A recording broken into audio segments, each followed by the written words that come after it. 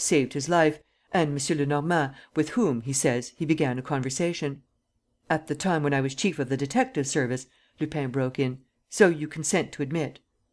"Mr. Steinweg," said the magistrate, "do you recognize M. Lenormand?" "No, but I know that Arsène Lupin and he are one." "So you consent to speak?" "Yes, but...." "We are not alone." "How do you mean? There is only my clerk here and the guard." "Monsieur le Juge d'Instruction, the secret which I am about to reveal is so important that you yourself would be sorry. Guard, go outside, please," said M. Formerie. "Come back at once, if I call. Do you object to my clerk, Steinweg?" No, it might be better. But, however...." "Then speak. For that matter, nothing that you reveal will be put down in black on white. One word more, though. I ask you for the last time, is it indispensable that the prisoner should be present at this interview?" "Quite indispensable. You will see the reason for yourself." He drew the chair up to the magistrate's desk. Lupin remained standing, near the clerk. And the old man, speaking in a loud voice, said: "It is now 10 years since a series of circumstances, which I need not enter into, made me acquainted with the extraordinary story in which two persons are concerned." "Their names, please?" "I will give the names presently. For the moment, let me say that one of these persons occupies an exceptional position in France and that the other, an Italian, or rather a Spaniard. Yes, a Spaniard."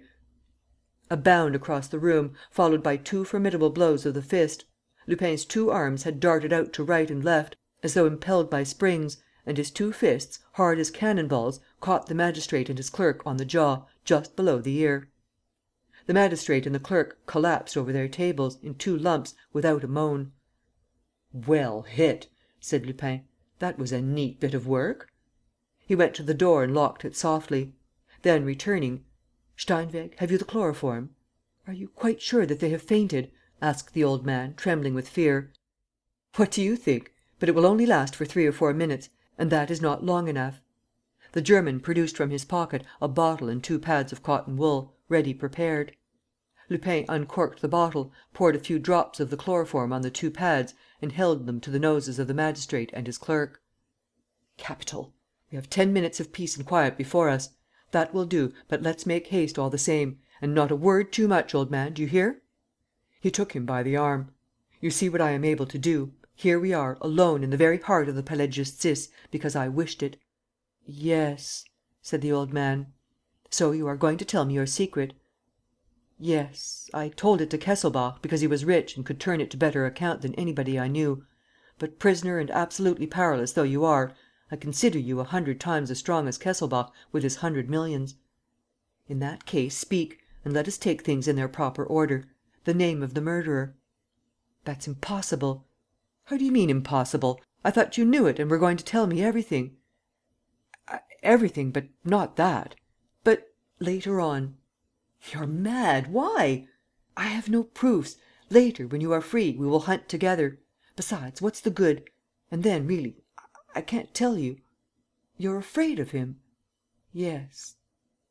"Very well," said Lupin. "After all, that's not the most urgent matter. As to the rest, you've made up your mind to speak?" "Without reserve." "Well, then, answer. Who is Pierre Leduc?" "Hermann IV, Grand Duke of Zweibrücken Veldenz, Prince of Berncastel, Count of Fistingen, Lord of Wiesbaden and other places." Lupin felt a thrill of joy at learning that his protégé was definitely not the son of a pork butcher.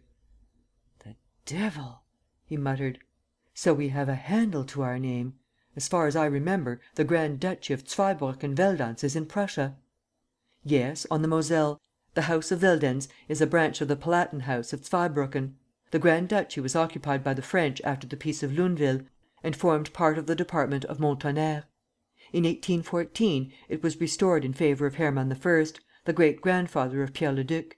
His son, Hermann II, spent a riotous youth, ruined himself, squandered the finances of his country and made himself impossible to his subjects, who ended by partly burning the old castle at Veldenz and driving their sovereign out of his dominions. The Grand Duchy was then administered and governed by 3 regents, in the name of Hermann II, who, by a curious anomaly, did not abdicate, but retained his title as reigning Grand Duke. He lived, rather short of cash, in Berlin. Later, he fought in the French war, by the side of Bismarck, of whom he was a friend. He was killed by a shell at the siege of Paris, and in dying entrusted Bismarck with the charge of his son Hermann, that is, Hermann III." "The father, therefore, of our Leduc," said Lupin. "Yes. The chancellor took a liking to Hermann III, and used often to employ him as a secret envoy to persons of distinction abroad.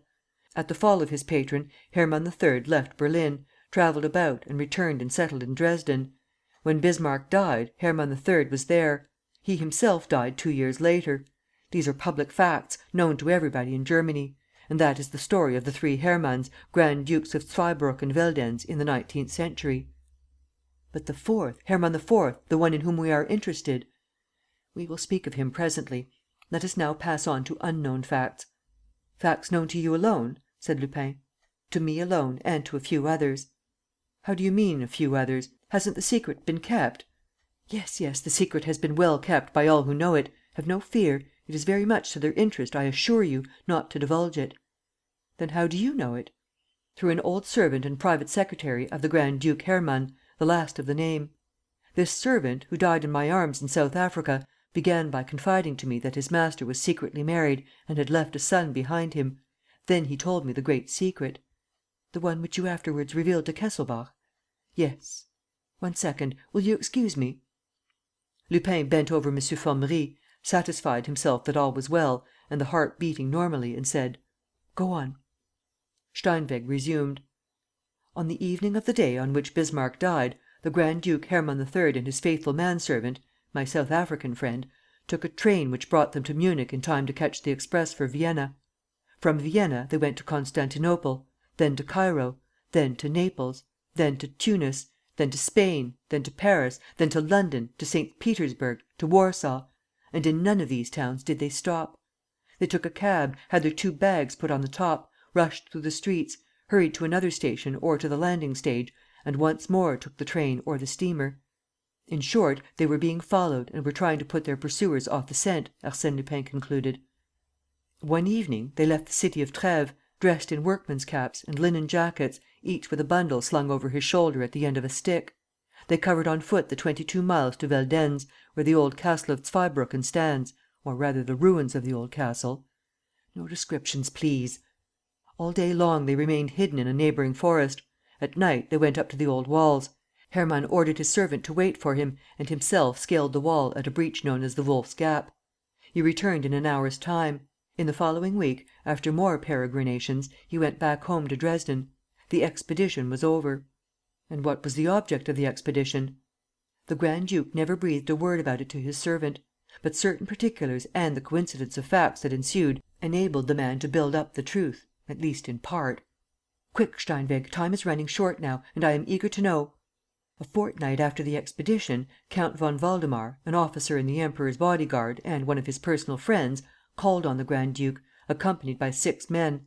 He was there all day, locked up with the Grand duke in his study. There were repeated sounds of altercations, of violent disputes. One phrase even was overheard by the servant, who was passing through the garden, under the windows: 'Those papers were handed to you. His Imperial Majesty is sure of it. If you refuse to give them to me of your own free will—' The rest of the sentence, the meaning of the threat, and, for that matter, the whole scene, can be easily guessed by what followed. Hermann's house was ransacked from top to bottom." "But that is against the law." "It would have been against the law if the Grand duke had objected, but he himself occupied the count in his search." "And what were they looking for? The chancellor's memoirs?" "Something better than that. They were looking for a parcel of secret documents which were known to exist, owing to indiscretions that had been committed, and which were known for certain to have been entrusted to the Grand duke Hermann's keeping." Lupin muttered excitedly: "Secret documents ... and very important ones, no doubt." "Of the highest importance. The publication of those papers would lead to results which it would be impossible to foresee, not only from the point of view of home politics, but also from that of Germany's relations with the foreign powers." "Oh!" said Lupin, throbbing with emotion. "Oh! Can it be possible? What proof have you?" "What proof? The evidence of the Grand duke's wife, the confidences which she made to the servant after her husband's death." "Yes, yes," stammered Lupin. "We have the evidence of the Grand duke himself." "Better still," said Steinweg. "What?" "A document written in his own hand, signed by him and containing—" "Containing what?" "A list of the secret papers confided to his charge. Tell me, in 2 words.